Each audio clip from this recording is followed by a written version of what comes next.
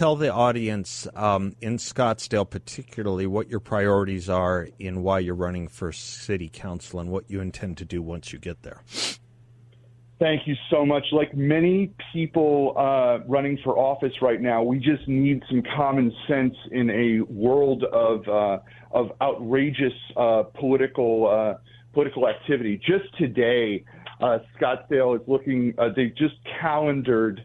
They got recommended to put on the calendar to pass a Green New Deal radical policy to attempt to reduce garbage for family homes by upwards of 90%. Now I got 2 kids in diapers, and I don't know where I'm going to start leaving them on the front stoop of the sitting city councilman if they try to slam this through. But you know, the Scottsdale City Council they've gone off the rails. They attempted to hoodwink the entire community through a $1.2 billion tax increase of the sales tax.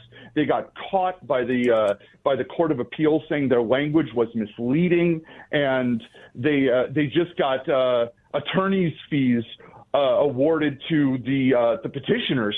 And that's just, you think of this as an attorney.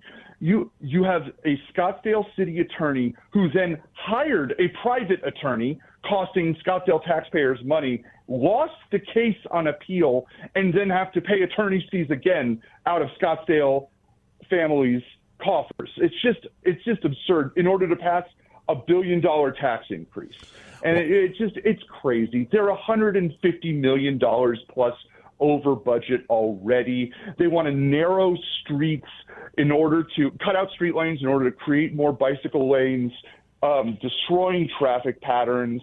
They essentially want to tax and spend us into oblivion. And we're not going to stand for it.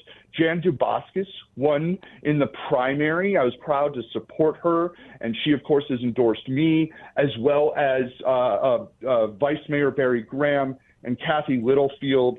And together we're going to create a new, thoughtful majority that's going to stand with residents and families. I'm so happy to hear it because, you know, we have watched great cities, particularly out of this state, kind of crumble by, you know, being just blithe about it, not paying attention to city council governance. We've seen a lot of that in Phoenix. Scottsdale was an emblematic city of beauty in Arizona, still great, but you can see these crevices becoming cracks.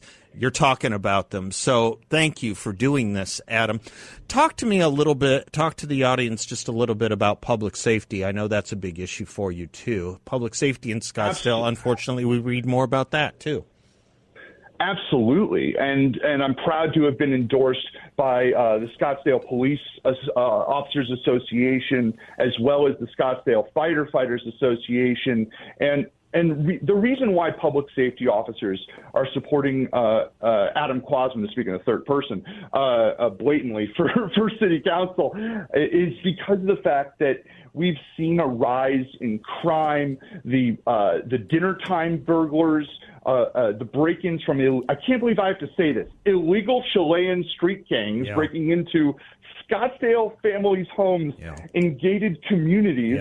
You want to be able to take your family out to dinner, and you're worried that your house has been invaded. Right. It's crazy. And also a rise in homelessness. The Scottsdale City Council incumbents, they find far more interest in attempting to build homeless shelters without any attempts to make sure we have a treatment first mentality, as opposed to just bringing in more and more people from what was the zone in Phoenix, bringing them here. You're seeing in Old Town people sleeping in the streets. Yep. They're sleeping on benches in front of the beautiful art galleries. Yep. And in a city that depends on tourism, that's just not right. And it's not right for the owners, the merchants, the owners of property. And we want to be compassionate for a growing homelessness crisis in Arizona and in Scottsdale, but it starts with working hand in hand with the legislature, people like Matt Gress, who have really led the way at the state level. He's very frustrated, and that's why he's endorsed my campaign, because he's very frustrated how Scottsdale's just not listening. They have gone radically progressive, whether it be their radical environmentalism, their high taxes, their out of control spending, and their policies that are befitting East Coast elite cities, not West Coast cities of reasonable growth. Well, Adam, there's no substitute for brains. You've got them. There's no substitute for character. You've got that. And there's no substitute for the commitment to common sense, which you embody. AdamKwasman.com. Vote for him if you're in Scottsdale. Help him out if you are or if you are not. Adam, thank you for doing this for our community. Much appreciated, sir.